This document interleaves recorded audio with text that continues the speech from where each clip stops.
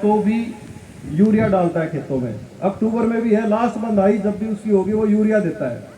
वो यूरिया आपके गन्ने को नुकसान पहुंचाता है, फायदा नहीं पहुंचाता। एक तो गन्ना गिर जाता है, काना हो जाता है, उन सब कारणों से, और पैदावार कम हो जाती है। गिरेगा तो गन्ने में वजन नहीं होगा, जड़ सहित उखड़ जाएगा। तो आप मिट्टी चढ़ाने का समय जो होता है वो मानसून आने से पहले होता है। मानसून अपना जुलाई में आता है, तो जून के लास्ट तक आप गन्ने में मिट्टी जरूर चढ़ाएं।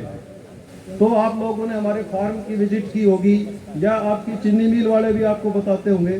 दूरी पे गन्ना लगाओगे तो छोटे ट्रैक्टर से भी आप मिट्टी चढ़ा सकते हो, या फिर आप 3 फुट पे बोओगे तो हमारे जो फार्म यंत्र देखे होंगे आपने, तो हमने जो अपना ट्रैक्टर होता है उसके पिछले पहिए उल्टे जोड़ रखे हैं खोल के, और अगले का जो एक्सल है वो खोल के चौड़ा कर रखा है। यानी एक खूड से, एक टायर से दूसरे टायर के सेंटर के बीच में 6 फुट का फासला हो जाता है।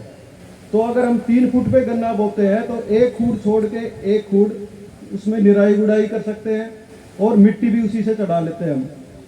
तो इस टाइप से आप भी सोच सकते हो। मिट्टी चढ़ने से एक तो पोषक तत्व जो खाली जमीन में है वो जड़ों के पास में आ जाएंगे, तो जड़ें मजबूत होंगी, गन्ने गिरेगा भी कम। दूसरा, जो लेट टिलर्स आते हैं, गन्ने में क्या है, घास है, बढ़वार चलती रहती है, थोड़ा झुका तो नीचे से टिलर आने शुरू हो जाते हैं। शुरू में भी लेट टिलर्स आते हैं, तो वो दब जाएंगे मिट्टी चढ़ाने से, और वो जो पोषक तत्व लेते रहेंगे वो मुख्य जो टिलर्स है उनको मिलेगा, और गन्ने की मोटाई बढ़ेगी।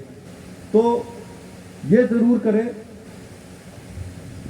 अब मैं जो प्रश्न आप लोगों के आए हैं उनका उत्तर देता हूँ। सोमवीर नेहरा महम से कह रहे हैं जी कि हमारे क्षेत्र में गन्ने की सबसे बड़ी समस्या टॉप बोरर है। क्या 15023 वैरायटी टॉप बोरर प्रतिरोधी है? अगर नहीं है तो टॉप बोरर का समाधान बताएं। पिछले 4 सालों से आप लोग देख रहे हैं हरियाणा में धीरे धीरे ये टॉप बोरर की समस्या बढ़ती गई है, और पश्चिम उत्तर प्रदेश भी अछूता नहीं है। धीरे धीरे सेंट्रल यूपी तक भी ये समस्या बढ़ती जा रही है। हो क्या रहा है कि बहुत सारे स्पूरियस केमिकल्स किसी भी नाम से मार्केट में आते रहते हैं, और किसान उसको इस्तेमाल करते रहे। पहले टॉप बोरर इतना ज़्यादा नहीं था, लेकिन जब स्पूरियस केमिकल आपने ज़्यादा यूज़ किए तो धीरे धीरे टॉप बोरर की संख्या हर साल बढ़ती गई। और जब संख्या बढ़ जाए, यानी पिछले साल, उससे पिछले साल हमने देखा कि जो पहली पीढ़ी जो फरवरी मार्च में जब शुरू होती है, उसने ही 80% तक जो कल्ले फूट रहे हैं रेटून में, उनको ख़त्म किया।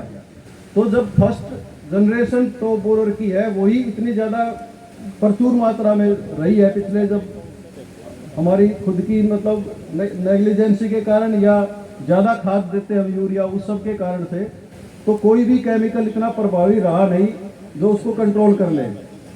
तो जो निदान के समेकित प्रबंधन तरीके जो पहले भी अपनाते रहे थे आप लोग, वो फिर से अपनाने पड़ेंगे। पहले इसकी जो पॉपुलेशन है कीड़े की, वो आर्थिक नुकसान स्तर से